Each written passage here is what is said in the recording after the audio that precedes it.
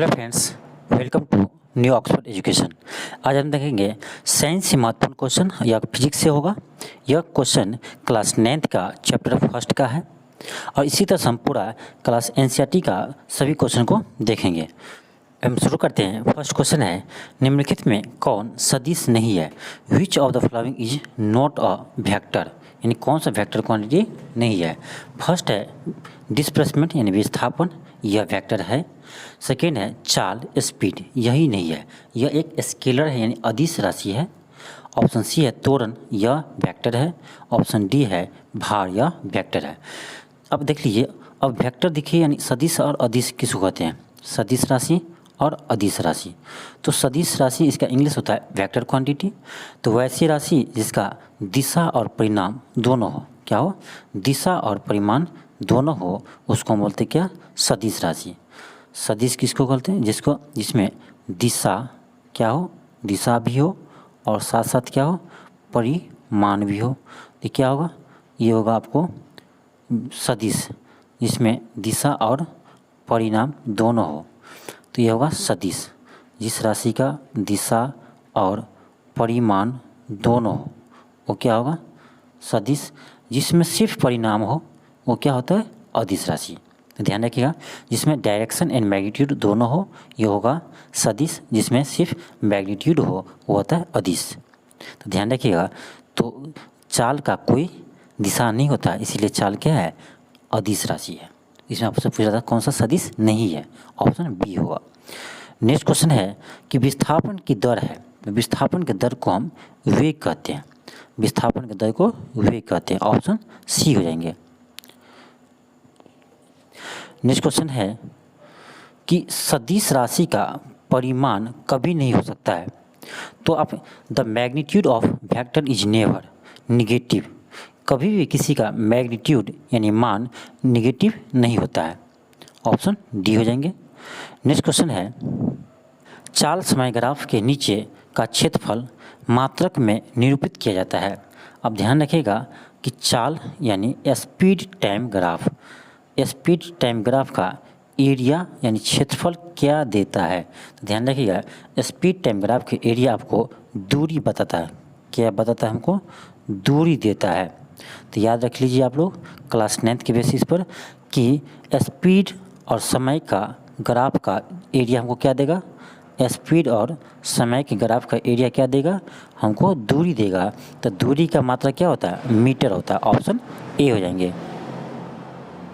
Next question देखते हैं।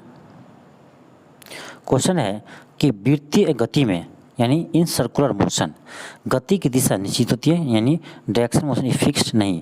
देखिए ये है वृत्तीय गति, यानी वृत्त होगा तो वृत्त में जाइए, ऐसे यहाँ पार्टिकल है इसका वेलोसिटी इधर होगा, यहाँ है तो इसका वेलोसिटी इधर होगा, यदि यहाँ है इसका वेलोसिटी इधर होगा, यहाँ है तो वेलोसिटी इधर होगा।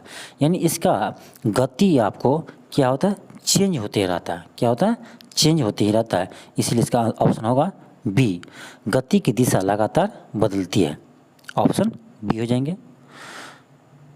नेक्स्ट क्वेश्चन देखते हैं। ओमेगा संकेत है, यह है कोणीय, ओमेगा संकेत है, यह है आपको कोणीय वेग का क्या होगा? एंगुलर वेलोसिटी, ऑप्शन बी होगा, कोणीय वेग का एंगुलर वेलोसिटी। नेक्स्ट क्वेश्चन है, ऑडियोमीटर मापता है, यह मापता है दूरी को, ऑडियोमीटर मापता है दूरी को। नेक्स्ट क्वेश्चन है, यदि किसी वस्तु का विस्थापन शून्य है तो उस वस्तु द्वारा तय की गई दूरी है। If displacement of an object is zero then distance travel by object is. अब देखिए विस्थापन जीरो है तो कोई ज़रूरी नहीं है कि इसको तय की दूरी भी जीरो हो। जैसे दिखाते हैं आपको, यहाँ से चलना शुरू करते हैं, अब आप कहीं से घूम के फिर वापस यहीं आ जाइए, तो डिस्प्लेसमेंट नेट तो जीरो हो गया। मान लीजिए आप यहाँ से शुरू किए और यहाँ पूरा घूम करके आप आगे 100 मीटर घूम कर आए हैं, तो 100 मीटर जब कहीं से आए हैं तो यहाँ पर तो आए हैं तो डिस्प्लेसमेंट तो जीरो हो गया, विस्थापन जीरो हो गया, लेकिन क्या डिस्टेंस दूरी जीरो हुआ? नहीं हुआ। तो ये जो कवर किया हम 100 मीटर, तो ये क्या है? दूरी है, लेकिन विस्थापन जीरो है, इसीलिए इसका आंसर क्या होगा?